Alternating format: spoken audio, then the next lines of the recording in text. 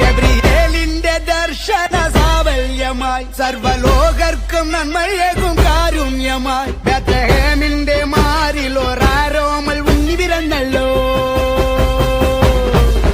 ഗബ്രിയേലിന്റെ ദർശന സാവല്യമായി സർവലോകർക്കും നന്മയേകും കാരുണ്യമായി ബേത്ലഹേമിന്റെ മാറിൽ ഒരാരോമൽ ഉണ്ണി പിറന്നല്ലോ.